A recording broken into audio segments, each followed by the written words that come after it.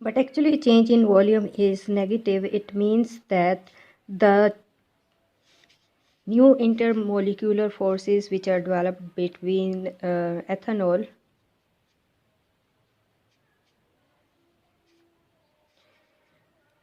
and water are stronger than the forces of interaction between ethanol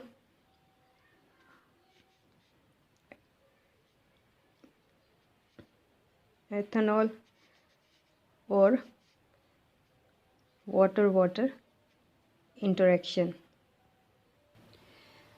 Next and most important criteria is those solutions which obey the Raoult's law. At all concentrations and all the temperatures, and they are called ideal solutions.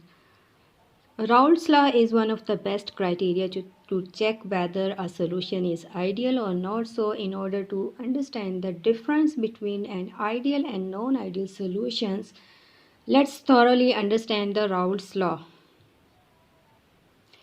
We know that vapor pressure is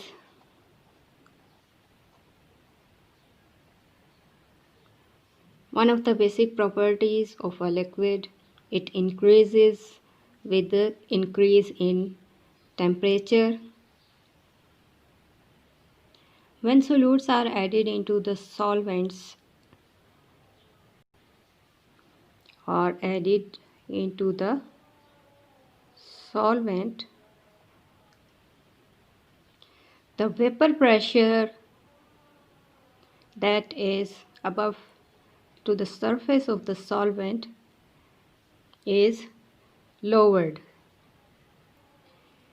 It means this lowering of vapor pressure is due to the presence of the particles of solute present in the solvent as well as on the surface of the solution. It means the surface of the solution is stretched due to the solute particles, and the vapor pressure of the system is decreased as compared to the vapor pressure of the pure solvent. So if we have P1 for P2 and the change in vapor pressure is lower. So Raoult's law has given the quantitative relationship between the vapor pressure of the solution and the quantities of the solute and the solvent. Let's consider that the vapor pressure of the pure solvent is P0 and that of the solution is P. That is solution and this one is solvent. And let the mole fraction of the solvent, mole fraction is x1 and for the solute is x2 respectively. And according to the definition of the Raoult's law, the vapor pressure of the solution is directly proportional to the mole fraction of the solvent. It means that the vapor pressure of the solution is directly proportional to the mole fraction of solvent. So if you replace the proportionality constant, the vapor pressure of the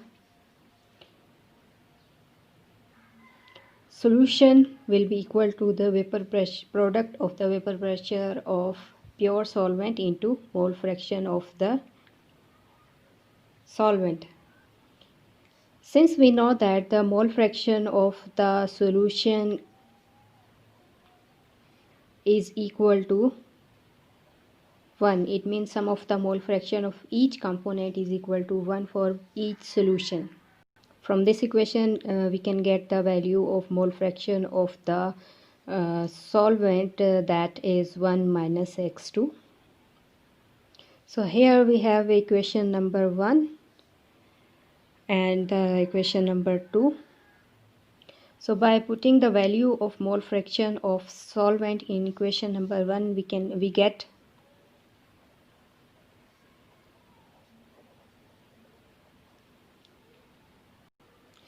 through rearrangement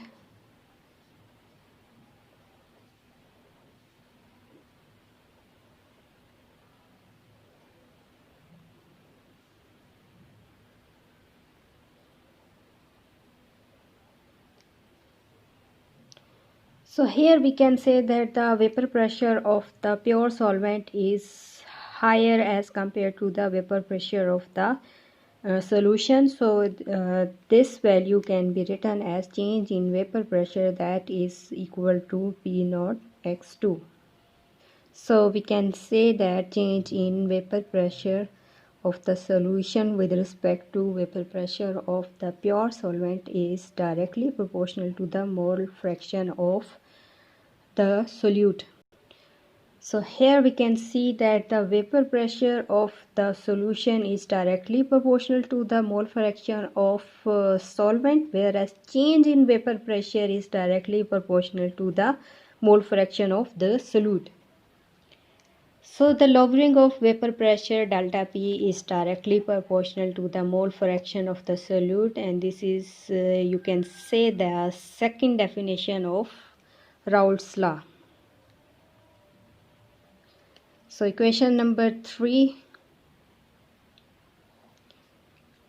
is rearranged as change in vapor pressure with respect to vapor pressure of the pure solvent is equal to mole fraction of the solute.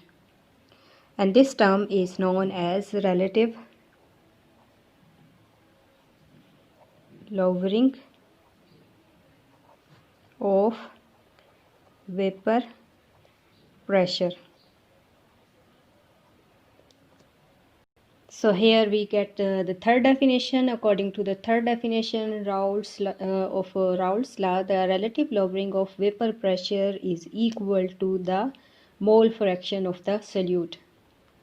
So according to this third definition of the Raoult's law given in this equation, we feel that it should be better reported in the literature rather than the lowering of vapor pressure, because the relative lowering of vapor pressure is useful as it is independent of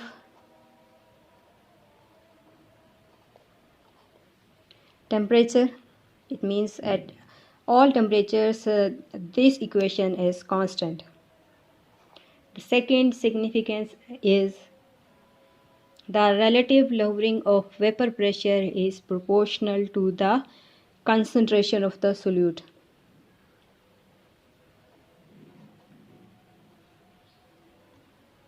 And the third significance is a constant quantity.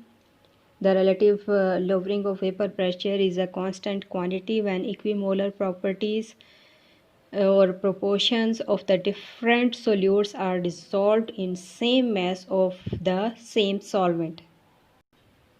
It means that if you take water 100 ml of 100 it's better to take in gram, 100 gram of water plus 100 gram of ethanol, and you add 0.1 molar sodium chloride and 0.1 molar potassium chloride into the water separately.